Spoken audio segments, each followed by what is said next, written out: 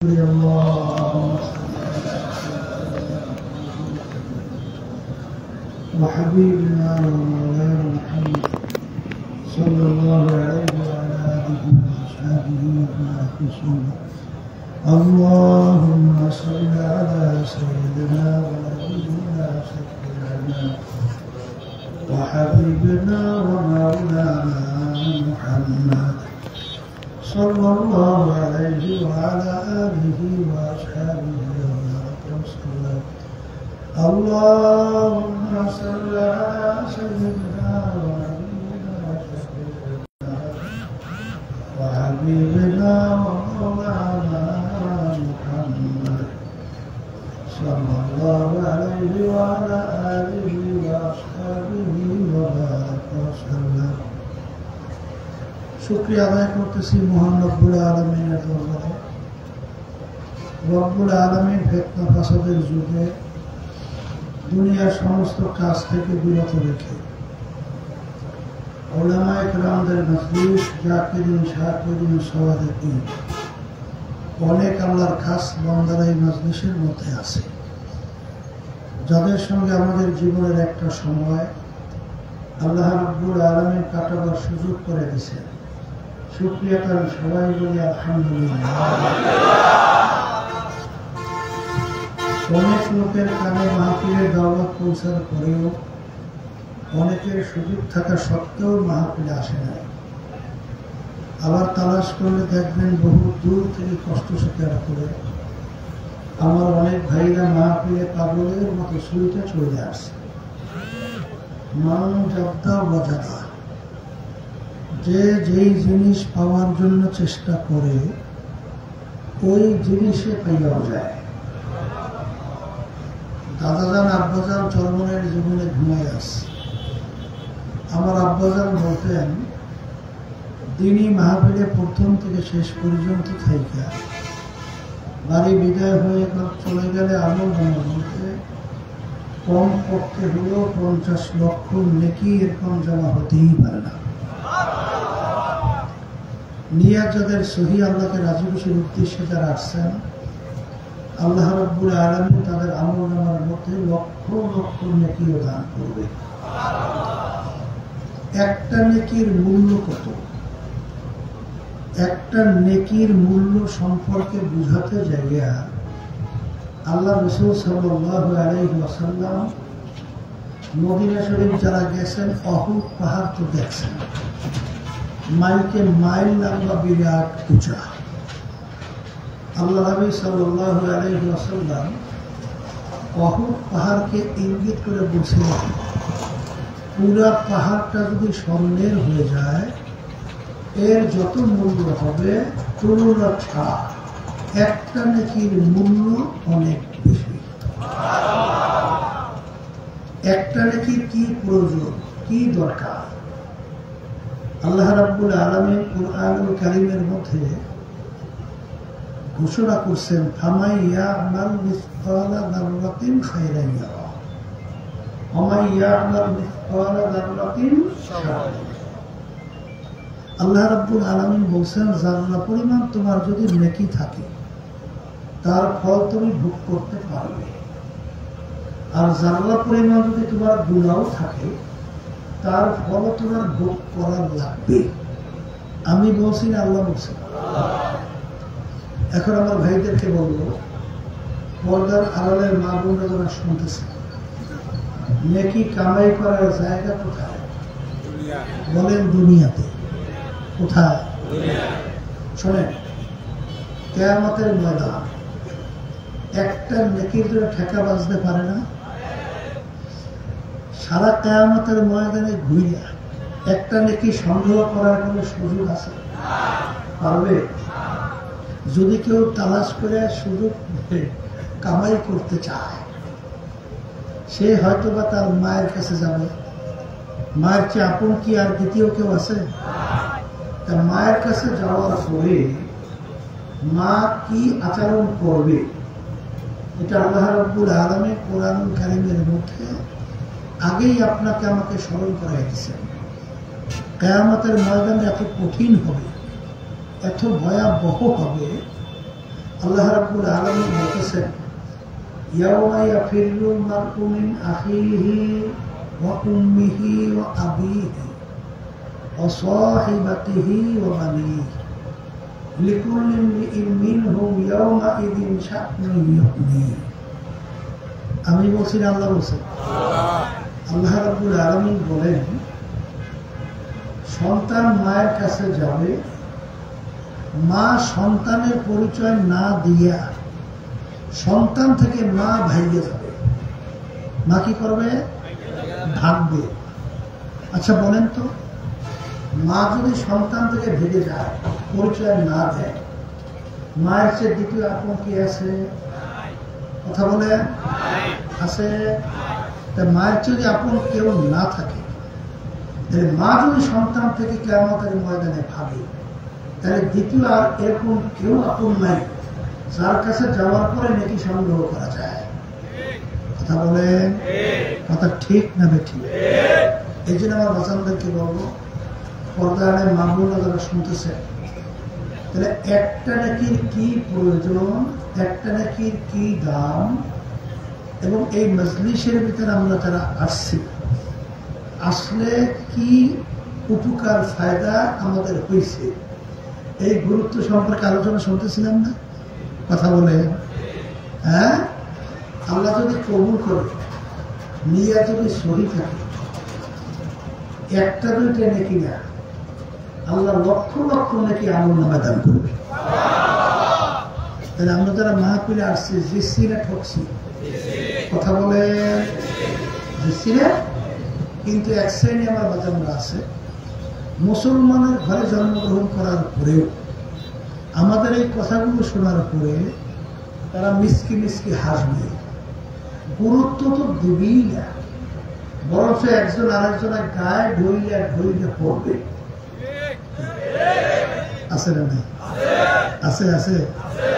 এখন আমার ভাইদেরকে বলবো যে এক শ্রেণীর আল্লাহর বান্দারা মাহফিলে পাগলের মতো শুইতে চলে আসছে, আর এক শ্রেণীর মানুষ মাহফিলের গুরুত্ব সওয়াবের নেকির কথা শুনলে মিসকি মিসকি হাসে টিটকারি মারে।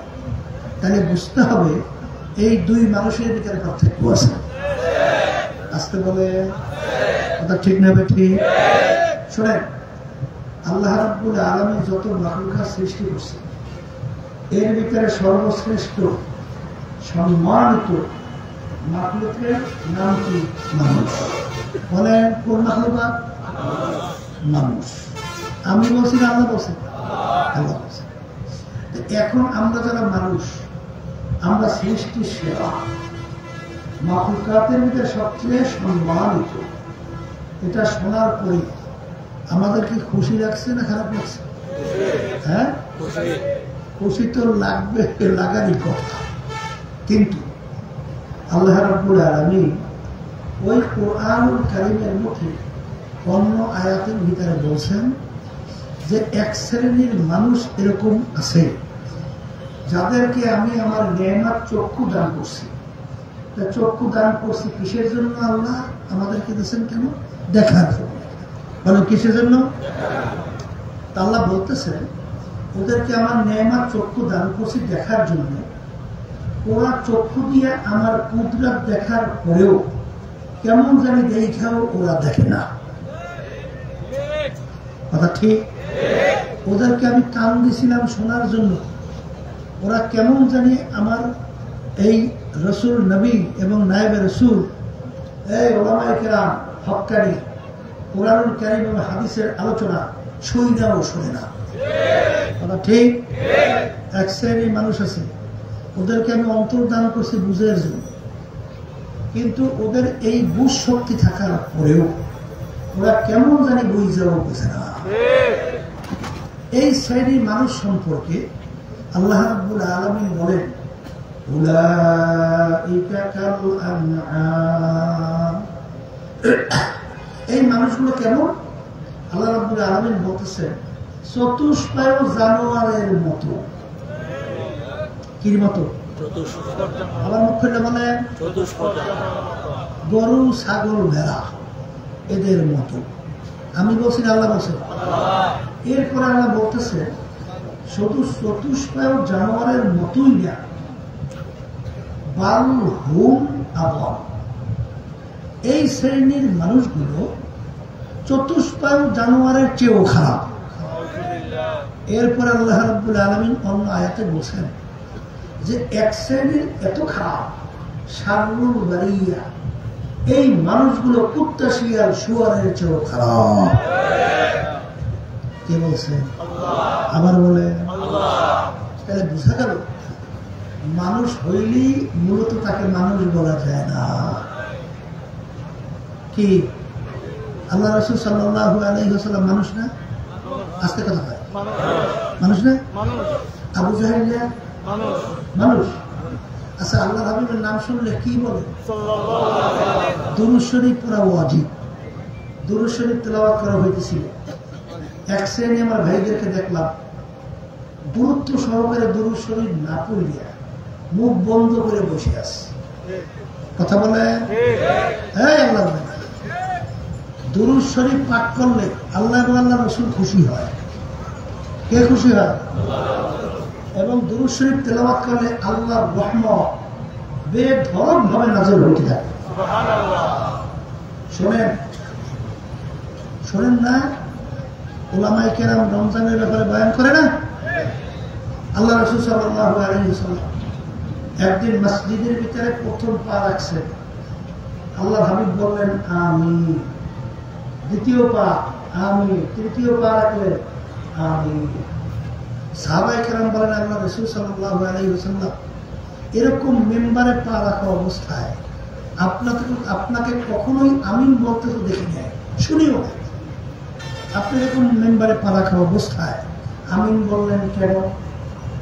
আল্লাহ রাসূল সাল্লাল্লাহু আলাইহি ওয়াসাল্লাম বলেন জিবরাইল আমিন আসছে, তিনটা দোয়া করছে, ওই তিনটা দোয়া কবুল হওয়ার জন্য আমি আমিন বলছি।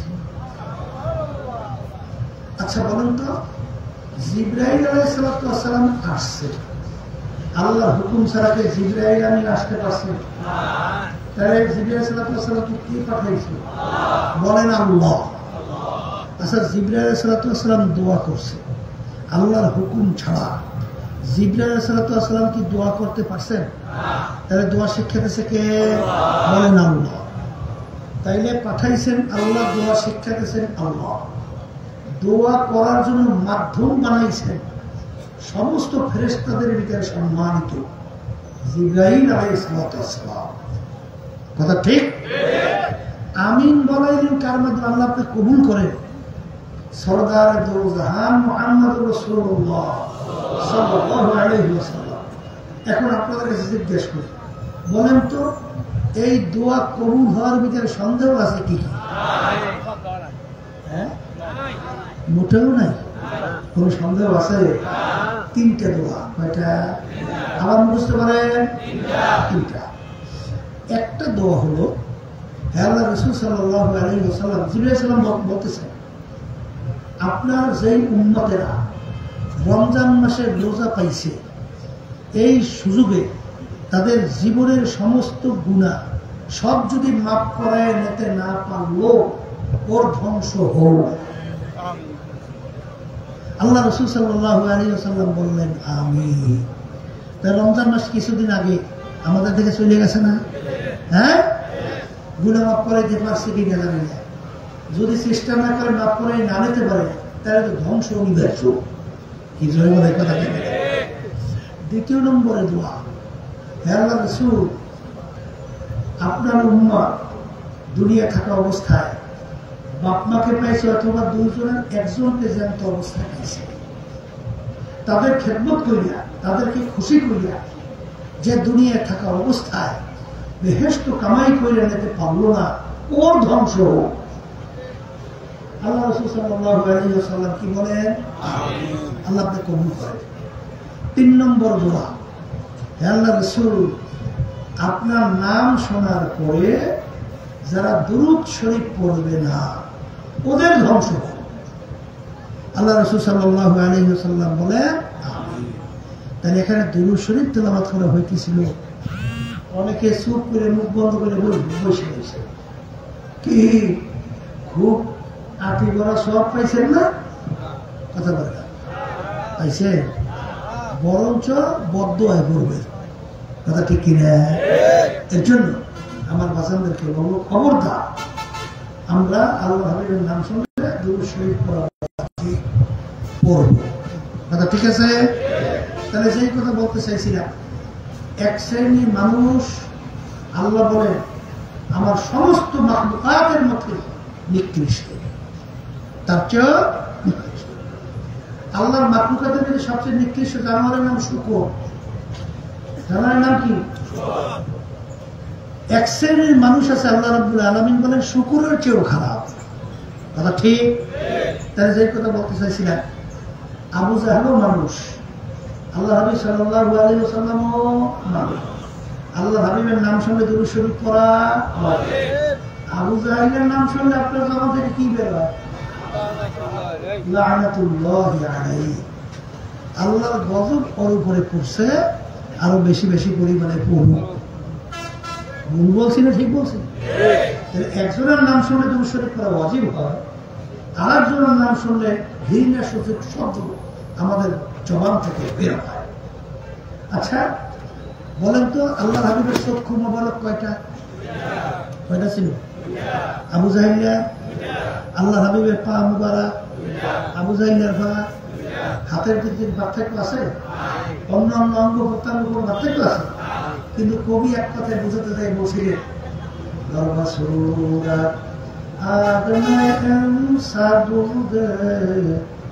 আহমাদ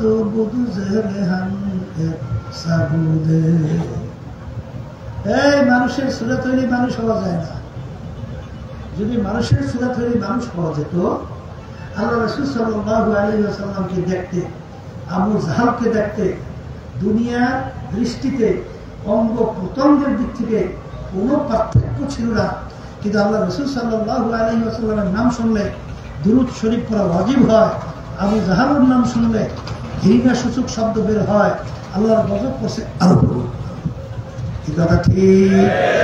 তাহলে এখন অনেকে প্রশ্ন করতে পারে, হুজুর তাহলে মানুষ কাকে বলে? এই মানুষ কাকে বলে এইটা বুঝাবার জন্য, বুঝবার জন্যই মাহফিলের ব্যবস্থা। যারা বলেন কথা ঠিক কিনা?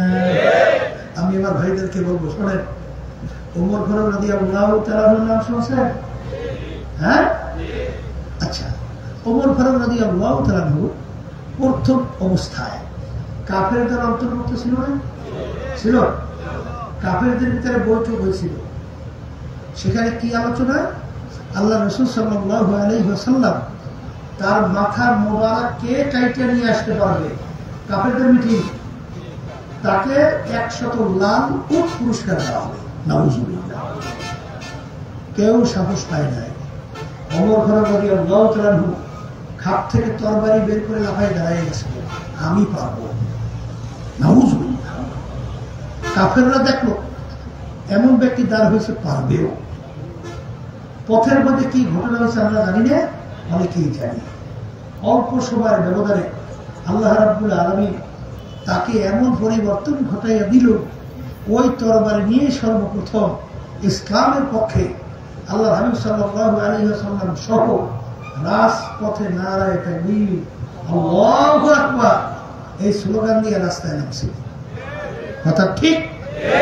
একটু আগে যখন আল্লাহর হাবিবকে কতল করার জন্য রওনা করছে, তখন ওমর ফারুক রাদিয়াল্লাহু তাআলা তার চক্ষু ছিল 2টা, আর এখন ইসলামের পক্ষে আল্লাহর হাবিবের আল্লাহ রাসূল সাল্লাল্লাহু আলাইহি ওয়াসাল্লামকে নিয়ে ইসলামের পক্ষে রাস্তায় স্লোগান দিয়ে নামছে, এখন চক্ষু হচ্ছে 4টা। হ্যাঁ, তাহলে আগে যখন কাফেরদের অন্তর্ভুক্ত হাত ছিল 2টা, এখন হাত 4টে হয়েছে না 2টোই আছে? বাকি কোনো পার্থক্য না, একই আছে। তাহলে কোন জায়গায় পার্থক্য? বলেন, একটা জায়গায় পার্থক্য হয়েছে। কথা বলে না? একটা জায়গায় পার্থক্য হয়েছে, ওই জায়গাটার নাম হলো পদক। সবাই জোরে বলেন সুবহানাল্লাহ। এই কথার মাধ্যমে আমি মূলত বোঝাতে চাই, মানুষের সুরাত আকৃতি হইলেই মানুষ পাওয়া যায় না। মানুষ বলা হয় যার কলম ভালো, সে ভালো মানুষ, আর যার কলব খারাপ সে খারাপ মানুষ। কথা ঠিক। আর যারা বেহেশতে যাইতে চান, আমরা বেহেশতে যাওয়ার আশায় এখানে আসছি না, কথা বলে না, এবং জাহান্নাম থেকে বাঁচার জন্য আসছি না। তা বেহেশতে যাওয়ার জন্য আল্লাহ রাব্বুল আলামিন কুরআন কারীমের ভিতরে শর্ত লাগাইছে। কি লাগাইছে? আবার বলেন। আল্লাহ রাব্বুল আলামিন কুরআন কারীমের ভিতরে বলতেছে, ইল্লা মান আতাল্লাহা বিকলবিন সালিম। আল্লাহ রাব্বুল আলামিন বলতেছেন, সুস্থ পরিচ্ছন্ন ভালো কলব ছাড়া আমার পবিত্র জায়গা বেহেশতের মধ্যে হবে না। তাহলে বেহেশতে যাওয়ার জন্য শর্ত কি? কি কলব লাগবে? আবার বলেন না। হ্যাঁ, শোনেন, আল্লাহ রাব্বুল আলামিন তার রাসূলকে দুনিয়াতে পাঠাইছে। পাঠানোর ভিতরে কারণ নেই। কেন পাঠাইছেন? কারণ নেই। এই কারণের ভিতরে একটা কারণ কি? ইয়াতলু আলাইহিম আয়াতিহি ওয়া ইউযাক্কিহিম ওয়া ইউআল্লিমুহুমুল কিতাবা ওয়াল হিকমাহ। আল্লাহ রাসূল সাল্লাল্লাহু আলাইহি ওয়াসাল্লামকে আল্লাহ দুনিয়াতে পাঠাইছেন কয়েকটা কাজ দিয়ে। এর ভিতরে একটা কাজ হলো আল্লাহ রাসূল সাল্লাল্লাহু আলাইহি ওয়াসাল্লাম তার উম্মতদের আত্মশুদ্ধি করাইবেন, কলবকে পরিষ্কার করাইবেন। কথা ঠিক না? ঠিক। আল্লাহর বান্দারা, পর্দায় মা বোনেরা, আজকে শরীরের রোগ হইলে যে গুরুত্ব আমাদের, বাংলাদেশে ফেল করলে বিদেশ, টাকা পয়সা না তাহলে ঘর বাড়ি বিক্রি। কথা ঠিক কিনা? এরপরেও একদিন মরা লাগবে কি লাগবে না? আসতে কত। কিন্তু আল্লাহ রাব্বুল আলামিন বলছেন, কলব যদি সুস্থ ভালো না করে আমার কাছে আসো, তাহলে আমি শাস্তির জায়গা বানায় রাখছি জাহান্নাম। এই ব্যাপারে অনেকেরই আমাদের চিন্তাও নাই, সেভাবে চেষ্টাও নাই। কথা ঠিক। আল্লাহ রাব্বুল আলামিন কুরআনুল কারীমের এক সূরার মধ্যে প্রায় 11টার মতো কসম করার পরে বলতেছে, قد أفلح من زكاها وقد خاب من دساها। যারা কলবকে, আত্মাকে পবিত্র করতে পারবে তারাই নাজাত পেয়ে জান্নাতে যাবে। আর এই কলবের উপরে ভিত্তি করে মানুষের সম্মান আল্লাহর কাছে, আল্লাহর রাসূলের কাছে, সমস্ত মাখলুকাতের কাছে বাড়ে এবং কমে। এর উপরে ভিত্তি করিয়া আবার বলে, সংক্ষেপে একটি উদাহরণ যদি বুঝবেন, এই বেলাল হাবশী রাদিয়াল্লাহু তাআলার নাম শুনছেন? শুনছেন? আচ্ছা, বেলাল হাবশী রাদিয়াল্লাহু তাআলার বংশ ছিল কি? একেবারে নিচু। কি বংশ? হাবশ বংশ। চেহারার দিক থেকে কালো।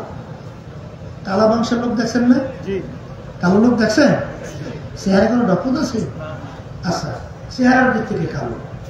আচ্ছা, ওদিকে আবার তার বাপেও গোলাম, তিনিও গোলাম। তাহলে গোলামের ছেলে, আচ্ছা গোলামের ছেলে গোলাম, সমাজের ভিতরে তার মূল্য আছে কি? আছে কোনো?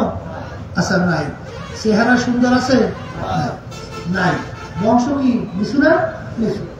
এরপরে আবার টাকা পয়সার দিক থেকে নিচ্ছ, কোন টাকার মালিকই ছিল না। গোলামের ছেলে গোলাম, মালিক হবে কোথা থেকে? তাহলে দুনিয়ায় চলার জন্য যে গুণগুলো দরকার একটাও নাই। ওদিকে আবার শিক্ষার দিক থেকে একেবারে বকালা, কিচ্ছু জানত না। কিন্তু আল্লাহ এবং আল্লাহ রাসূলের কাছে তার সম্মান কেমন? আসতে কয়েছে। দুনিয়ার কি গুণ আছে? কোন গুণ আছে? কিন্তু আল্লাহ এবং আল্লাহ রাসূলের কাছে সম্মান। আল্লাহ রাসূল সাল্লাল্লাহু আলাইহি ওয়াসাল্লাম যখন সবে মেরাজে গেলেন, জিবরাইল আলাইহিস সালাম সাথে, বেহেশতের মধ্যে আল্লাহ রাসূল সাল্লাল্লাহু আলাইহি ওয়াসাল্লাম খরমের আওয়াজ পাইতেছে। কিসের আওয়াজ? আল্লাহ রাসূল বলতেছেন, ভাই জিবরাইল, বেহেশতের মধ্যে খরমের আওয়াজ কিসের? জিবরাইল আলাইহিস সালাম বলে, আল্লাহ রাসূল সাল্লাল্লাহু আলাইহি ওয়াসাল্লাম, এই খরমের আওয়াজ আপনার বেলালের খরমের আওয়াজ। ওমর ফারুক রাদিয়াল্লাহু তাআলা অর্ধেক দুনিয়ার রাজত্ব করছিলেন, বাংলাদেশের মতো প্রায় 200 দেশের বাজার। যখন তাদের মজলিসের মধ্যে অনেক সময় বেলাল হাবশী রাদিয়াল্লাহু তাআলা ঢুকতেন, তার সম্মানের জন্য আমি ওমর ফারুক রাদিয়াল্লাহু তাআলা সম্মান সূচক শব্দ বের করতেন, সাইয়েদানা বেলাল, আমাদের সর্দার বেলাল আসছে, আমাদের সর্দার বেলাল। কথা ঠিক নেবে, তার সম্মান কেমন? আল্লাহর হাবিব তাকে মোহাব্বত কইরা সম্মান কইরা, আল্লাহর হাবিব ছিলেন মসজিদের নববীর ইমাম, আর সেই মসজিদের মুয়াজ্জিন বানাইলেন বেলাল হাবশী রাদিয়াল্লাহু তাআলা আনহু। কথা ঠিক নেবে। একদিন সাহাবায়ে কেরাম বলেন, হে আল্লাহর রাসূল, যেই মসজিদের ইমাম আপনি, সেই মসজিদের একজন সুশিক্ষিত উচ্চ বংশের এবং ওই সুন্দর লাহানের একজন মুয়াজ্জিন নিযুক্ত হওয়া দরকার। আল্লাহ হাবিবের মন চায় না বেলালকে পাল্টাবে। সাহাবায়ে কেরাম সিদ্ধান্ত, আল্লাহর হাবিবকে বললেন, আল্লাহর হাবিব, আমরা চাই একজন নতুন মুয়াজ্জিন। আল্লাহ রাসূল সাল্লাল্লাহু আলাইহি ওয়াসাল্লাম ইশার নামাজের পরে বেলাল হাবশী রাদিয়াল্লাহু তাআলা আনহু তাকে ডাক দিয়া বলেন, বেলাল রে, আগামী দিন ফজরের আযান আর তুমি দিবে না, নতুন মুয়াজ্জিন আযান দিবে। শোনার পরে বেলাল হাবশী রাদিয়াল্লাহু তাআলা আনহু দুই চোখ থেকে বাইয়া টপ টপ করে পানি পড়ে, আর মালিকের আরশের দিকে তাকায় আর বলে, হে আমার দয়ার মালিক, নিচু বংশের ভিতরে পাঠাইলা তুমি আমাকে, গোলামের ছেলে গোলাম বানাইলা তাও তুমি আমাকে, চেহারার দিক থেকে কালো তাও তুমি বানাইলা আমাকে, শিক্ষার দিক থেকে বকালাম তাও করলা তুমি, জবানটা তোপলা তাও করলা তুমি, শিক্ষা পয়সার দিক থেকে নিচ্ছ তাও করলা তুমি, সব করলা তুমি, আর তোমার হাবিবের মসজিদের মুয়াজ্জিনের বরকত থেকে মাহরুম হইলাম আমি। মালিক, এই ব্যথা আমি কেমনে সহ্য করি? বেলালের কান্দনে আমার মালিকের রহমতের দরিয়ায় জোশ মাইরা গেল। পরদিন নতুন মুয়াজ্জিন ফজরের সময় মসজিদে আযান দিল। সাহাবায়ে কেরাম খুশিতে খুশিতে মসজিদে আসছে। আল্লাহর হাবিব বলে, একটু অন্ধকার পরিষ্কার হোক, এরপরে আমরা ফজরের নামাজ আদায় করব। সময় পর সময় যায়, অন্ধকার পরিষ্কার হয় না। আল্লাহু আকবার। অন্ধকার পরিষ্কার হয় না, ব্যাপার কি? আল্লাহর হাবিব চিন্তিত। হঠাৎ জিবরাইল আলাইহিস সালাম হাজির। আল্লাহর হাবিব জিজ্ঞাসা করেন, ভাই জিবরাইল, অন্ধকার কেন পরিষ্কার হয় না? আর জিবরাইল আলাইহিস সালাম বলে, আল্লাহর রাসূল, আজকে আপনার মসজিদের মধ্যে কেন ফজরের আযান হয় না? আজকে ফজরের আযান হয় না কেন?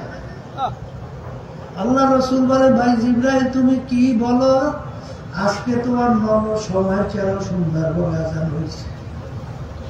জিবরাইল আলাইহিস সালাম বলেন, হে আল্লাহর হাবিব, প্রতিদিন আপনার এই মসজিদের আযান আমার মালিকের আরশ থেকে শোনা যায়, কিন্তু আপনার আজকে মসজিদের আযান আমার মালিকের আরশে পৌঁছে না।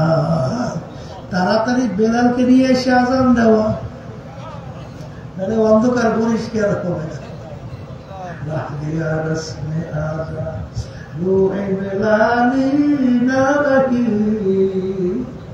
फलसफा तो रह गया है लेकिन तलकीन गज़ाली ना रही।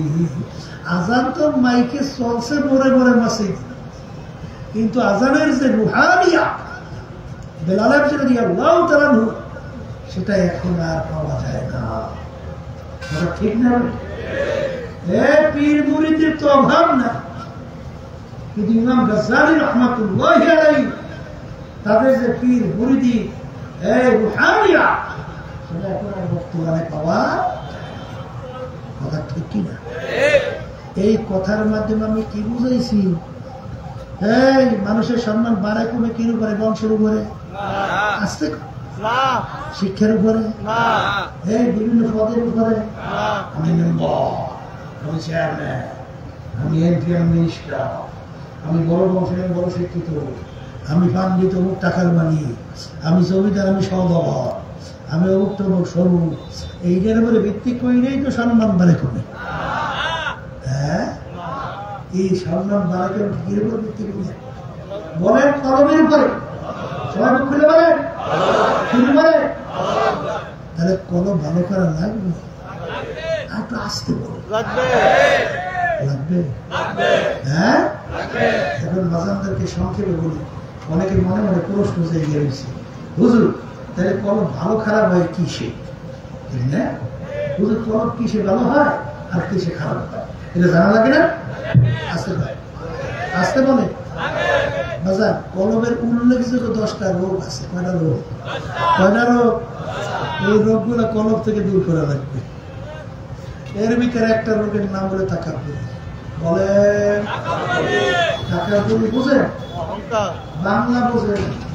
আমি বড়, আমি ভালো, আমি টাকার দিক থেকে বড়, আমি সম্পদের দিক থেকে বড়, আমি ক্ষমতার দিক থেকে বড়, আমি পদের দিক থেকে বড়, আমি শিক্ষার দিক থেকে বড়, আমি অমুক মুক্ত মুক্ত মুক্ত মুক্ত মুক্ত মুক্ত দিক থেকে বড়। হাদিসের মধ্যে আছে, শুনাইয়া রাখি, কে মানবা তা জানি না।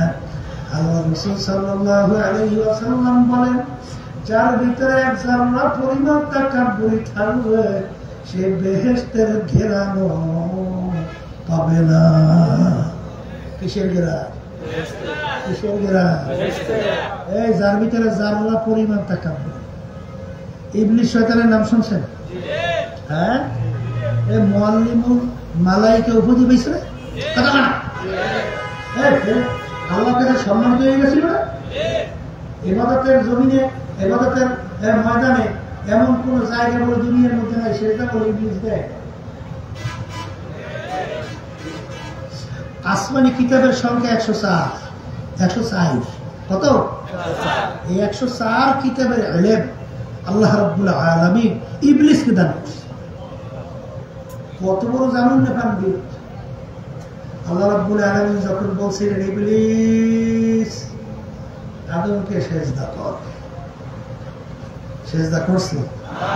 আসতে না করে আল্লাহর সঙ্গে যুক্তি, আনা খায়রুম মিনহু খালাকতানি মিন নার ওয়া খালাকতাহু মিন তিন। আল্লাহ বলতেছে, শুনাইতেছি, হে আমার মালিক, আদমকে বানাইছো তুমি মাটি দিয়া, আমাকে বানাইছো তুমি আগুন দিয়া। আগুনের গতি ঊর্ধ্বে, মাটির গতি নিম্নে। যার গতি ঊর্ধ্বে হয় সম্মান বেশি হয়, যার গতি নিম্নে তার সম্মান কম। উচিত ছিল আদম আমাকে সেজদা করবে, আমি আদমকে সেজদা করবো কেন?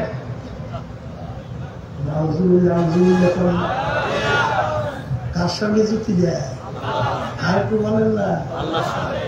আমার মালিক বলে, ওরে খবি, তোর এত বড় সাহস, তোকে বসে আদমকে সেজদা কর, তুই সেজদা না করে আমার সামনে তুই যুক্তি দাও, যাবে আরো চিরতর জাহান্নামের হুকুম দিয়ে বের করে দাও। আমি আদমের চেয়ে ভালো। এই রোগটার কারণে সমস্ত ইবাদত শেষ। আসতে পারে কথা ঠিক না? ঠিক। আল্লাহর বান্দা, আমি ভালো, আমি বড়, এইটা বলার শক্তি দুনিয়ার কোনো মানুষের আছে? আসতে বলেন না। তাহলে হুজুর কেমনে বললেন এই কথা? আচ্ছা বলেন তো, এমন কোন মানুষ আছে একটা গুনাহ করে নাই? গুনাহ ছাড়া মানুষ আছে? নাই। নাই? নবীরা ছাড়া সবাই গুনাহগার। আল্লাহ রাসূল বলেন কুল্লুকুম খাত্তাউন, তোমরা সবাই গুনাহগার, গুনাহগার ছাড়া কেউ নাই। তাহলে গুনাহগার ছাড়া কেউ আছি? আচ্ছা, তাহলে গুনাহগার স্বীকার করছেন না? আচ্ছা বলেন তো, আপনার গুনাহ যে মাপ পাইছে, মাপ হয়ে গেছে, এরকম সার্টিফিকেট, এরকম গ্যারান্টি কে কে পাইছে? তাও ভান নাই? তো সব গুনাহ মাপ নিয়ে সার্টিফিকেট নিয়ে পান নাই? হ্যাঁ, তাহলে সবাই গুনাহগার, সার্টিফিকেট মাপের পান নাই। একটা গুনার বিনিময়ে জাহান্নামের শিকল হাতে পায়ে লাগবে। আসতে কয় পারে পারে পারে পারে পারে। আচ্ছা, তাইলে একটা গুনার বিনিময়ে জাহান্নামের শিকল হাতে পায়ে লাগতে পারে, তাহলে আমি ভালো, আমি বড় অমুকের, এইটা বলার শক্তি আছে কার?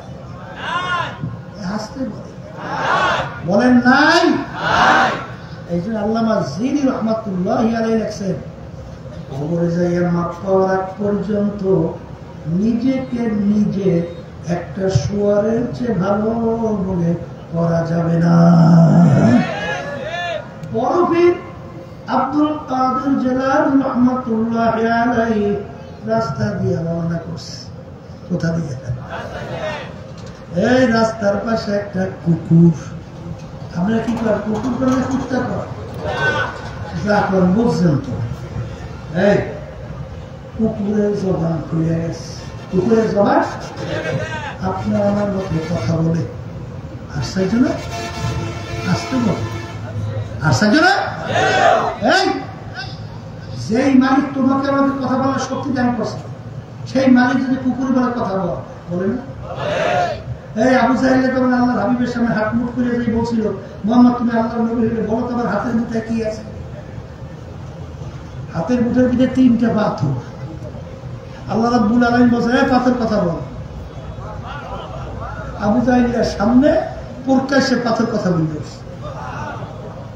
বলতেছে যে আল্লাহ রাসূল, আমার হাতের মুঠের ভিতরে 3টা পাথর। কথা বলছে না? বলে আসতে বল বলছে। কুকুরের জবান খুলছে। কুকুর ডাক দিয়ে বলে, বড় বিশ্বাস হুজুর, বলেন তো আপনি ভালো না আমি কুত্তা ভালো? কি প্রশ্ন আছে? হুজুর বলেন আপনি ভালো না আমি কুকুর ভালো? এই প্রশ্নের উত্তর দেন। কি উত্তর দেবে? যদি বলে কুকুর আমি তো ওর ভালো, তাইলে তো তার ভিতরে আনানিয়াত, আনা খায়রুম মিনহু খালাকতানি মিন নারিন ওয়া খালাকতাহু মিন তিন। বিপদ আছে না নাই? বিপদ আছে না? আর যদি বলে কুকুর তুই ভালো আমি খারাপ, তাও বিপদ। আল্লাহ কি বলছে? আমি সমস্ত মাখলুকাতের ভিতরে বনিয়ে তোমাকে সর্বাধিক শ্রেষ্ঠ বানাইছি। কোনটা কইবে কোন বিপদ? উত্তর তালাশ করে না হইয়া 3 কর্তব্য বিমূঢ় আল্লাহ রাব্বুল আলামিন তার দিলের মধ্যে প্রশ্নের উত্তর পয়দা করে দিয়েছে। উত্তর কি বলতেছে? শোনো কুকুর, শোনো, কিয়ামতের ময়দান আমার মালিক যদি আমাকে মাফ করিয়া দেয়, ও কুকুর তোর চেয়ে আমি অনেক ভালো। আর কিয়ামতের ময়দানে আমার মালিক যদি আমাকে মাফ না করে, ও কুকুর তোর জন্য কোনো হিসাব নাই, নিকাশ নাই, জাহান্নামও নাই, তোর জন্য কোনো আযাবও নাই। ও কুকুর তুই আমার চেয়ে অনেক ভালো।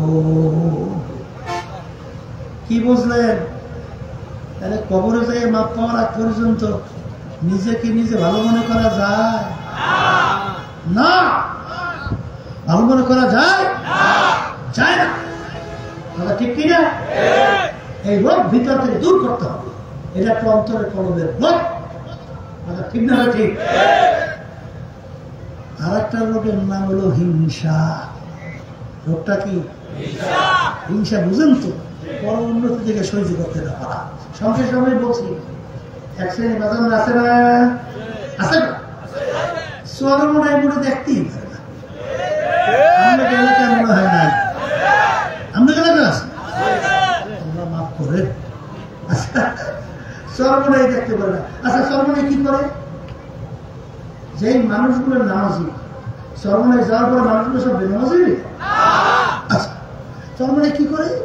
যেই মানুষগুলো আগে সত্যবাদী ছিল, চরমনায় যাওয়ার পরে সব মিথ্যাবাদী। আগে ভালো চরিত্র ছিল, চরমনায় যাওয়া খারাপ চরিত্র। বরং কি হয়, যেই মানুষ কোনোদিন নামাজ পড়ছিল সেজদা দেয় নাই, চরমনায় আল্লাহর ফজরে যাওয়ার পরে দেখা গেছে এখন ঘুষ থাকতে নামাজ ছাড়ে না। এই বাস্তবতা আছে না নয়? ওই সিলেট বিভাগ, সেখানে একটা জেলার নাম আছে না, সুনামগঞ্জ। শোনেন নাই? সুনামগঞ্জে কালু ডাকাত। নাম কি? কালু ডাকাত। চরমনায় মুজাহিদরা তাকে দাওয়াত দিয়ে চরমনায় নিয়ে গেছে। কোথায় নিয়ে গেছে? তা আমি লোকজনের সঙ্গে দেখা করেছি। একজনে আমাকে বলে, হুজুর কালু ডাকাতকে নিয়ে আসে।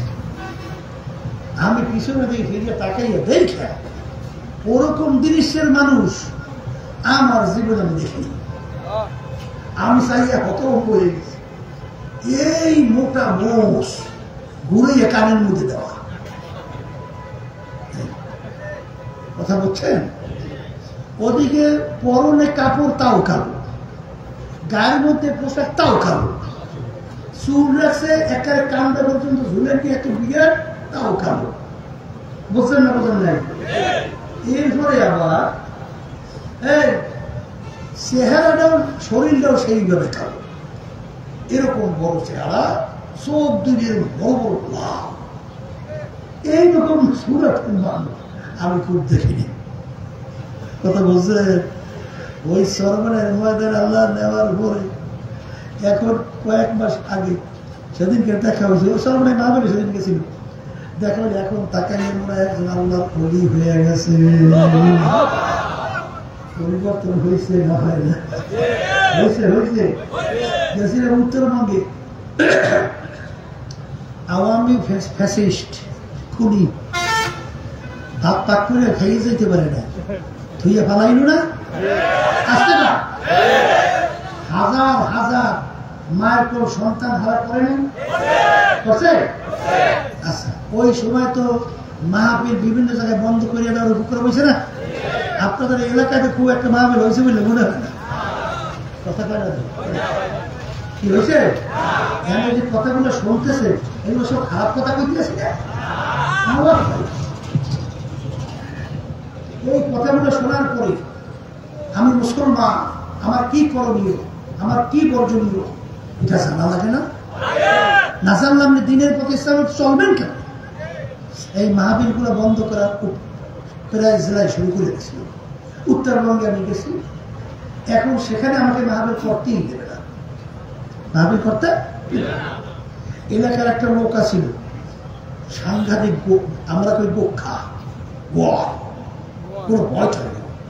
ও বলতেছে চরমনায় হুজুর মাহফিল আমি করাবো। কথা বলছে? তা ঠিক মাহফিলের পরিবেশ করছে, করার পরে এই এসার আগে মনে পড়ে সে মাইকে আলোচনা করতেছে চরমনাই জিনিসটা কি, এই পরিচয় দেওয়ার জন্য সে বলতেছে মাইকে যে আমি আপনাদের সামনে কথা বলতেছি, আমার জীবনে আমি কোনোদিন পশ্চিম দিকে ফিরে সেজদা দেই নাই, আমার জীবনেও। কিন্তু সর্বপ্রথম চরমনাই ময়দানে যাওয়ার পরে আমার জীবনের সর্বপ্রথম আমি পশ্চিম দিকে ফিরে আল্লাহর সামনে সেজদায় করছি। ভালো হয়েছে না খারাপ হয়েছে? হ্যাঁ, তাহলে চরমনায় যাওয়ার পর মানুষগুলো খারাপ হয়েছে আমার জানা নেই, ভালো হয়েছে। তাইলে তুমি চরমনায় দেখতে পারো না কেন? চরমনায় তোমার করছে, হ্যাঁ, হিংসার আগুনে ধাউ ধাউ করে জ্বলছে।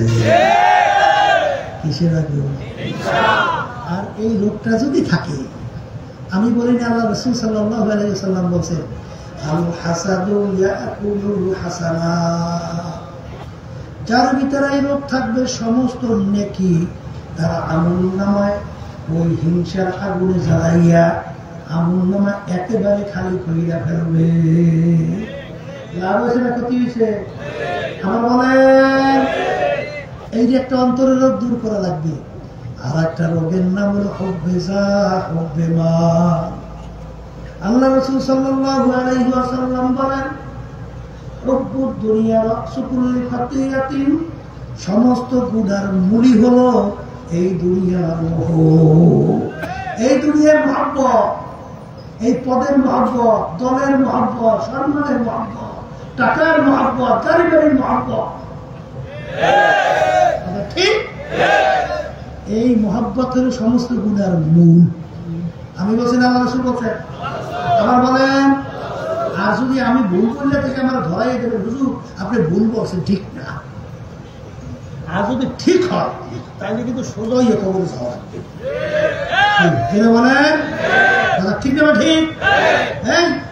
এই দুনিয়ার মহব্বতের কারণে, এই দুনিয়ার মোহের কারণে, দলের এই মহব্বতের কারণে কি আল্লাহর বান্দারা দল ছাড়তে পারে না, যদিও নাকি দলের নেতা নেত্রী সহ তাদের নীতি আদর্শ মানব রচিত কুফরি।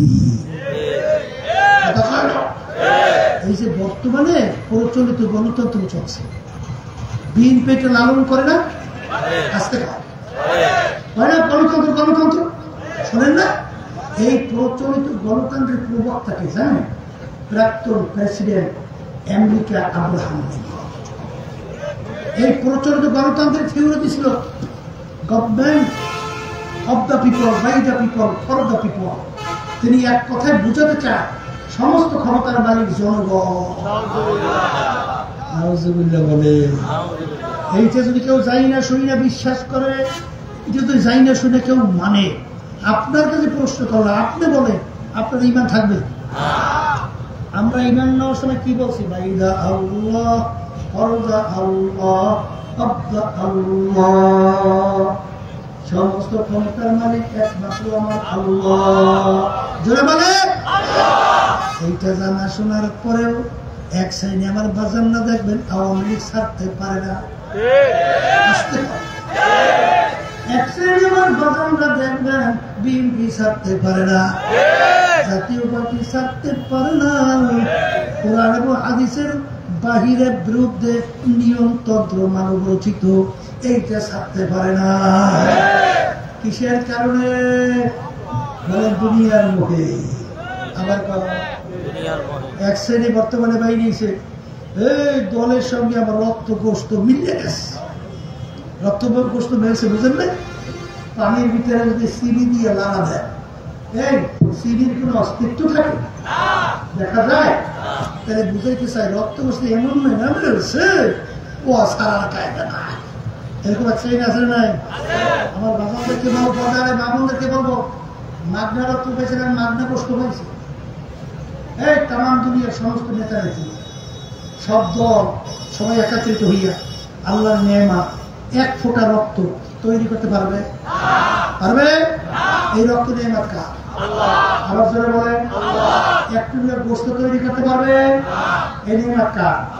তাহলে মাগনা রক্ত পেয়েছে, মাগনা গোস্ত পাইছে, আর খালি মিলেই দিয়েছে মাগনা। এই জন্য আমার বাজানদেরকে বলবো, শোনেন, এই কিয়ামতের বাগের হাদিসের কথা, যেদিন অন্য কোনো ছায়া থাকবে না, একমাত্র আল্লাহ স্পেশাল আরশের ছায়া ছাড়া অন্য কোনো ছায়া থাকবে না। সেদিন আল্লাহ রাব্বুল আলামিন 7 প্রকার লোককে আল্লাহ ডাইকা ডাইকা তার স্পেশাল আরশের ছায়া দান করবে। আবার এর ভিতরে এক প্রকার ওই আল্লাহর বান্দা বান্দিরা হুব্বু ফিল্লাহ, বুগযু ফিল্লাহ, সারা দুনিয়া থাকা অবস্থায় মোহাব্বত সম্পর্ক রাখবেও আল্লাহকে রাজি খুশির জন্য, এবং দুনিয়াতে থাকা অবস্থায় মোহাব্বত সম্পর্ক ছাড়বেও আল্লাহকে রাজি খুশির জন্য। এই শ্রেণীর মানুষকে আল্লাহ রাব্বুল আলামিন ডাইকা ডাইকা তার স্পেশাল আরশে ছায়া দান করবে। আমি বলছি, আল্লাহ রাসূল সাল্লাল্লাহু আলাইহি ওয়াসাল্লাম বলছে, এইটাও কিন্তু একটা অন্তরের রোগ, এটা কিন্তু অন্তর থেকে দূর করা লাগবে। এই জন্য আমার বাজানদেরকে বলবো, পর্দার আড়ালের মা বোনদেরকে বলবো, বাজান কবরে কিন্তু কোনো দলাদলি নাই। যদি কবরে কেউ পরিচয় দেয় আমি চরমনায়ের লোক, আমি চরমনায়ের মুড়ি, আমি সুরেশ্বরের মুড়ি, আমি মাছ বান্দারের লোক, আমি অমুক তমুক কাউসুল আজমের লোক, আমি জয়পুর, আমি ফুলপুরা, আমি বড় বংশ সৈয়দ চৌধুরী তালুকদার, কি আমি অমুক বড় শিক্ষিত, আমি অমুক মেম্বার, চেয়ারম্যান, এমপি, মিনিস্টার, আমি অমুক বংশে। বাজানদেরকে জিজ্ঞাসা করে এই পরিচয় কবরে চলবে? আর ক্লাসতে মুখ খুললে চলবে, চলবে। এই কবরের যাত্রীরা, কবরে কিন্তু প্রশ্ন তিনটা, জোরে বলুন তিনটা, আবার বলেন কয়টা কয়টা? এরা পীরের জন্য তিনটা, মুরিদের জন্য তিনটা, ধনীর জন্য তিনটা, গরিবের জন্য তিনটা, মেম্বার, চেয়ারম্যান, এমপি, মিনিস্টারের জন্য তিনটা। প্রথম নম্বর প্রশ্ন মান রব্বুকা, দ্বিতীয় প্রশ্ন আমার দিনুকা, 3 নম্বর প্রশ্ন আমার নবিয়ুকা। এই 3 প্রশ্নের মধ্যে কোথাও কি পাইছে তুমি চরমনায়ের কিনা? আসতে কয় তুমি জামাত ইসলামের কিনা, তুমি সারসিনার কিনা, ফুরফুরা জৈনপুর, মাইজবান্ডার, রাজারবাগ, দেওয়ানবাগ, এই আওয়ামী লীগ, বিএনপি, জাতীয় পার্টি, তুমি সৈয়দ বংশ, চৌধুরী বংশ, আসতে আছে? তাই যদি নাই থাকে আমার বাজানদেরকে বলবো, পর্দারে মা বোনদেরকে বলবো, বাজার সবসময় মনে রাখো কবরে কিন্তু কোনো দলাদলি, কোনো পরিচয় নাই। যদি থাকতুই, যদি পারতুই, আল্লাহ রাসূল সাল্লাল্লাহু আলাইহি ওয়াসাল্লামের চেয়ে বড় পীর, বড় ওলি গাউস কুতুব দুনিয়া থেকেও আসেও নাই, কোনোদিন আসবেও না। আল্লাহ নবী দুনিয়ায় থাকা অবস্থায় তার কলিজার টুকরা সন্তান ফাতেমা রাদিয়াল্লাহু তাআলা আনহা তাকে ইঙ্গিত করে বলছিলেন, ইয়া ফাতেমা তুনকিজি নাফসাকা মিনান নার, এ ফাতেমা রে, দুনিয়া থাকা অবস্থায় নিজে আমল করো, জাহান্নামের আগুন থেকে বাঁচো। এ ফাতেমা যদি কবরে পরিচয় দাও আমি আখিরি জামানার নবীর মেয়ে, আল্লাহর হাবিব বলেন, ফাতেমা রে, এই পরিচয় কবরে কোনো কাজ হবে না। এ কবরের যাত্রী, আল্লাহর বান্দারা, এ পর্দার আড়ালের মা বোনেরা, আল্লাহ রাসূল সাল্লাল্লাহু আলাইহি ওয়াসাল্লাম যদি তার মেয়ের ব্যাপারে কবরে কোনো নাজাতের গ্যারান্টি দিতে না পারে, এমন কোন পীর, এমন কোন দল আছে, দলের নেতা নেত্রী আছে আপনাকে আমাকে নাজাত করে জান্নাতের ব্যবস্থা করতে পারবে? পারবে? যদি নাই পারে আমার বাজানদেরকে বলবো, পর্দারে মা বোনদেরকে বলবো, বাজার ভালো করে বুঝে আবার কবরে যাও, কারণ নেকি কামাই করার জায়গা কিন্তু দুনিয়া। বাজার দুনিয়ার যে কোনো কাজের মধ্যে একবার নয়, 2 বার নয়, তুমি যদি 5 বার উঠে যাও, আবার এই কাজের ভিতরে চেষ্টা করলে কিন্তু আবার জিতবার আশা করা যায়। কিন্তু কবরের যাত্রীরা একবার যদি কেউ কবরে যদি বসো, আর দ্বিতীয়বার দুনিয়াতে এসে আপিল করিয়া জিতবার কিন্তু আর আশা নাই।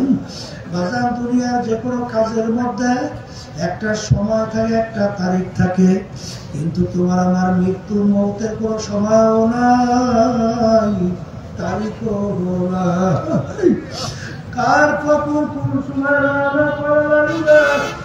এই জন্য আমার বাজানদেরকে বলবো, পর্দারে মা বোনদেরকে বলবো, বাজানদের কাছে আমরা হুজুরিরা কিছু বুঝি না। বাজান বুঝা শূন্য কিন্তু দাঁড়িয়ে রাখছি, বুঝা শূন্য কিন্তু মাথায় টুপি রাখছি, বুঝা শূন্য কিন্তু লম্বা জামা গায়ে দেই। বাজান বুঝা শূন্য কিন্তু আল্লাহ রাসূল সাল্লাল্লাহু আলাইহি ওয়াসাল্লাম বলছেন, যেই হারাম মালের দ্বারা রক্ত এবং গোশত তৈরি হবে তার জায়গা জাহান্নাম ছাড়া হবে না। বুঝা শুনে কিন্তু আল্লাহর ফজল করবে হারাম মাল থেকে আল্লাহর ফজলে বাইসা থাকার চেষ্টা করি। কারণ বাজার ভালো করে চিন্তা করে দেখছি দুনিয়া কিন্তু ক্ষণস্থায়ী। দুনিয়া কেউ শান্তি ছেড়ে কোনদিন কেউ পায় নাই, কেউ কোনদিন পাবে না। আসলে বাজানদেরকে বলবো মাঝে মাঝে একটু চক্ষু বন্ধ কইরা দুনিয়া নিয়ে একটু মোরাকাবা করো, আখিরাত নিয়ে মোরাকাবা করো, নিজের বয়সের কথা একটু খেয়াল করো, পেছনের দিকে তাকাই একটু চিন্তা করো যে সেদিনকার মোবাইল ল্যাংটা হয়ে দৌড়দৌড়ি করছিলাম, এখন আয়নার সামনে যখন চেহারার দিকে তাকাই দেখি কাঁচা দাড়ি গুলা পাইকা সাদা হয়ে গেছে, দাঁত গুলা পইরা গেল। কত লোক নিয়ে একসঙ্গে বাজারে বাজার করলাম, চার টেবিলে চা খাইলাম, গল্পের টেবিলে গল্প করলাম। এখন বাজারে যাইয়া সেই লোকগুলাকে আর দেখা যায় না, গল্পের টেবিলও নাই, চায়ের টেবিলও নাই। আমার আম্মা কোথায় গেল, আমার আব্বা কোথায় গেল, আমার পড়শিরা কোথায় গেল? এমন তো একদিন আসবে রে যেদিন দুনিয়ার সমস্ত কিছু চলতে থাকবে, তুমি আর আমি আর থাকবো না।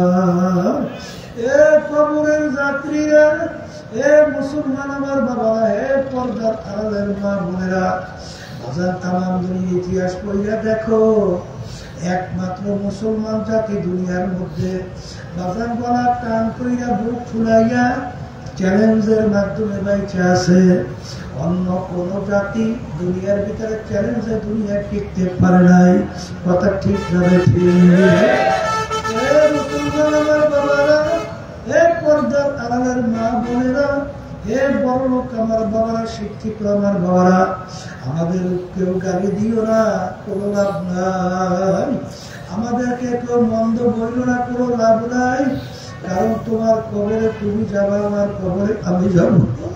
কাদের জন্য জীবন শেষ করো, কাদের জন্য সম্পদ রাইখা যাও, কাদের জন্য সম্পদ রাইখে যাইতে যাইয়া ঘুষকে ঘুষ বলো না, সুদকে সুদ বলো না, ক্ষমতা বলে, দলের বলে, বাজার টেন্ডারবাজি, চাঁদাবাজি, মানুষের আইন ঠেঙ্গা ধোকাবাজি কইয়া এর সম্পদ বাড়াইয়া কার জন্য রাইখা যাও? একটু মনকে বুঝাইয়া কবরে যাও। কারণ বাজার ফরিদপুর গেছিলাম, একজন আমাকে বলে হুজুর ফরিদপুরের ভিতরে বড় একজন ধনী, ওই এলাকার মধ্যে মারা যাওয়ার পরে যত অন্ধকার হয়ে আসতেছে, ঘরের ভিতর থেকে ডাক দিয়া বলে তাকে রাত্রে লাশ ঘরে রাখা যাবে না, কারণ লাশ দেখে ছোট ছোট বাচ্চারা ভয় ভয়বে। মসজিদের ভিতর থেকে খাদ্যের কইরা তাকে খাটের ভিতরে উঠাইয়া মসজিদের বারান্দায় সারা রাত্র ফালাইয়া রাখলো। তার কষ্টের কামাই করা টাকার বাড়ি তাকে জায়গা দেয় না। এবার লোকের বাবারা, বাংলাদেশের ভিতরে এক ব্যাংকের বড় ধনী মারা যাওয়ার পরে লাশ নিয়ে বাজান ওই গাড়ির গ্যারেজের ভিতরে ফেলায় রাখছে। তার দুই ছেলে বাপের দাফন কাপড়ের ব্যবস্থা না কইরা বাজার তার বাপের রাইখে দেওয়া সম্পদ নিয়ে মারামারি কাটাকাটি ঝগড়া ঠিক করে এক পর্যায়ে বাপের লাশ পৌঁছে দেওয়ার উপক্রম, কইরা ওঠার উপক্রম, কোন খবর নাই। এলাকার মানুষ চাঁদা ধইরা তারপর তার বাজার দাফনের ব্যবস্থা করলো। কার জন্য সম্পদ রাইখা যাও, কার জন্য আরামকে আরাম মনে করো না, ঘুষকে ঘুষ মনে করো না, সুদকে সুদ মনে করো না। আল্লাহ রাসূল বলেন যে হারাম মালের দ্বারা রক্তে প্রস্তুত তৈরি হবে তার জায়গা জাহান্নাম হবে না। আল্লাহকে আমাকে আমাদের সবাইকে মাফ করে দিও। এই দুনিয়াদার ভাগা কোরআন কারীম এখন আমাদের মাঝে আছে, কোরআন কারীমের ভিতরে এখনো চ্যালেঞ্জ আয়াত আছে। বাজারে এত শত্রু দুনিয়া থেকে গেল, বর্তমানে অভাব নাই। এত আবিষ্কার করলো, কিন্তু আজ পর্যন্ত কুরআনুল কারীমের মধ্যে কেউ কিন্তু ভুল বের করতে পারে না। এখনো কোরআন কারীমকে চ্যালেঞ্জ দেওয়া যায়, কিতাব লা রাইবা ফীহি। যদি কোরআন কারীম সত্য হয়, আল্লাহ হাবিব সাল্লাল্লাহু আলাইহি ওয়াসাল্লাম তার অল্প বয়সে দাড়ি পাইকে গেল, পিঠ মোবারক গুজা হয়ে গেল। সাহাবায়ে কেরাম বলে, আল্লাহর রাসূল এত অল্প বয়সে আপনার দাড়ি মোবারক কেন পাকলো, আপনার পিঠ মোবারক কেন গুজা হইল? আল্লাহ হাবিব বলেন, আল্লাহ রাব্বুল আলামিন কোরআনুল কারীমের ভিতরে যারা 5 ওয়াক্ত ঠিকমতো নামাজ পড়ে না, যারা ঠিকমতো রমজান মাসে রোজা রাখে না, যারা আল্লাহর হুকুম পর্দা ফরজ, যারা আল্লাহর হুকুম পর্দা ফরজ মানে না, যারা নাকি ধনী হওয়ার পর হক যাকাত আদায় করে না, হারাম হালাল তমিজ করে খায় না, চলে না, হারে যারা সুন্নাত তরিকার উপরে চলে না, এদের ব্যাপারে আমার মালিক যে আযাব ও গজবের ঘোষণা দিয়েছে, ওই এক সেকেন্ড আযাব সহ্য করার শক্তি দুনিয়ার কোন মানুষের নাই। আমার উম্মতেরা কিভাবে জাহান্নামের আগুনে জ্বলবে, এই চিন্তা আমি রাসূলের দাড়ি পাইকা গেল, পিঠ বুঝা হয়ে গেল। এ কবরের যাত্রী, আল্লাহ রাসূল কিন্তু তার নিজের চিন্তা, তার দাড়িও ফাঁকে না, তার পিঠও বুঝা হয় নাই। তোমার আমার চিন্তায় আল্লাহ হাবিবের দাড়ি পাইকে গেল, পিঠ বুঝা হয়ে গেল। এ কবরের যাত্রীরা, সাহাবায়ে কেরামদের ইতিহাস পড়িয়া দেখো, আল্লাহর ওলিদের ইতিহাস পড়িয়া দেখো, তারা কিন্তু কাঁদতে কাঁদতে তারপর দুনিয়া থেকে বিদায় নিয়ে মাওলার কবরে গেল। কারণ ভালো করে যাই না রাখো, যে দুনিয়ার ভিতরে বেশি হাসবে তার কপালে কিয়ামতের ময়দানে বেশি কান্না। এগুলো আল্লাহ রাব্বুল আলামিন বলেন, فليضحكوا قليلا وليبكوا كثيرا। আমার বান্দা বান্দীরা বেশি বেশি কাঁদো, কম কম হাসো। আল্লাহ নবী বলেন, মান বাকা বিল খাশিয়াতিল্লাহ হারামাল্লাহু তিলকাল আইন আলান নার। যে চোখে আমার মাওলার ভয় কাঁদবে, ওই চক্ষুর জন্য জাহান্নামের আগুন আরাম হইয়া যাবে। এই জন্য ভাইদেরকে বলবো, পর্দারে মা বোনদেরকে বলবো, বাজান মানুষ বলতে, মুসলমান বলতে মন চায় গুনাহ থেকে ফিরবে, নেকের কাজ করবে, কলবকে ভালো করে তারপর মাওলার কবরে যাবে। কিন্তু বাজার শয়তান তোমার আমার পিছনে এমন ভাবে লাগিয়ে আছে, বাজার নেকের কাজ ভালো লাগে না, গুনার কাজে লিপ্ত করায়। এর থেকে বাঁচার জন্য আমার মালিক তোমাকে আমাকে হুকুম করছেন, ওয়াকুনু মা'আস সাদিকিন, তোমরা সাদিকিন বান্দাদের সঙ্গী হও। এ আল্লাহর বান্দা, ভালো করে মনকে বুঝাও, দুনিয়া কেউ শান্তির জায়গা না বাজান, এখানে কেউ কোনদিন পায় না, কেউ কোনদিন পাবে না। এই গরম, এই ঠান্ডা, এই স্ত্রীর কথা শোনে না, স্বামী কথা শোনে না, ছেলে সন্তান কথা শোনে না, মানে না, শত্রু মিত্র অভাব নাই, রোগ ব্যাধির কোনো শেষ নাই। এরকম করতে করতে একদিন ঘোষণা হবে ওকে আর দুনিয়াতে নাই। এই জন্য আমার বাজানদেরকে বলবো, পর্দারে মা বোনদেরকে বলবো, বাজান দলাদলি বুঝি টুঝি না, তোমার কবরে তুমি, আমার কবরে আমি। আমাদের উদ্দেশ্য হইল যেখানে জড়ায় থাকলে দিনের দিন আমাদের নেকের দিকে ঝুঁকতে থাকবে, গুনাহ থেকে ফেরবে, সুন্নাত তরিকার উপরে আমল মজবুত করতে পারবো, ফরজ ওয়াজিব সুন্নাতে মুআক্কাদা তো ছাড়বই না, এমনকি মুস্তাহাব পর্যন্ত পালন করতে পারবো, হারাম মাকরুহ তাহরিম মাকরুহ তানজিল থেকে বাঁচতে পারবো। চোখের পানি ছিল, এখন পানি আসে, পানি টপটপ করে পড়ে। আগে কলবের ভিতরে তাকাব্বুর, হিংসারিয়া, হব্বেজা হব্বে মাল রাগ অজব, বাজা এলিয়া, হিংসা, এরকম গীবাত সহ এই বিভিন্ন রোগ দিল পলক ভরা। এখন দিনাদিন আল্লাহর ফজল লোক টানতেছে। এরকম জায়গায় যে তওবা করে মাওলার পাগল হইয়া কবরে যাও, কারণ কবরে কিন্তু কোনো দলাদলি নাই, কোনো পরিচয় চলবে না। আমার মালিক বড় দয়ার মালিক, আমার মালিক বড় মায়ার মালিক। যদি আমার মাওলার কাছে মাপ চাওয়ার মতো চাইতে পারো, আমার মালিক বলে শুধু তোর গুনাহ আমি মাফ করবো তাই না, এমনকি তোর গুনাহকে আমি নেকের দ্বারা পরিবর্তন কইরা দেব। আল্লাহুম্মা আমিন। এই ঘরের লোকেরা হাত উঠাও, গুনার কথা মনে করো, দুই চোখের পানি ফেলাও, মালিকের দরবারে কান্দো আর মাপ চাও।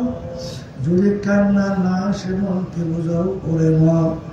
একদিনে ঘরের দরজা দিয়া নতুন বউ হইয়া উঠছিলারে মন, কত মেয়ে লোককে শরবত খাওয়াইল, কত মেয়ে লোকে বাতাস করলো। আবার এমন একটা দিন আসবে এই ঘরের দরজা দিয়া মরা লাশ হইয়া বের হবা। ছেলে কান্দে মামা করে, মেয়ে কান্দে মামা করে, যত আর দিবা না। আপনি মাঠের দিকে চালিয়ে দেখেন আপনার বান্দা কিভাবে কান্দে। সেটাও মনে নাই, মেয়েও মনে নাই, গুণা করে বসে মাফ করে দেব মাওলা।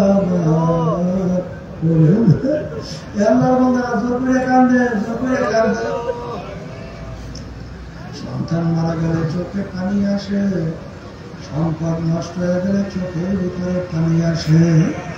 তোমার আমার গুনার কারণে জাহান্নামের আগুন জ্বলছে, ওই জাহান্নামের আগুন চোখের পানি ছাড়া ঠান্ডা হবে না।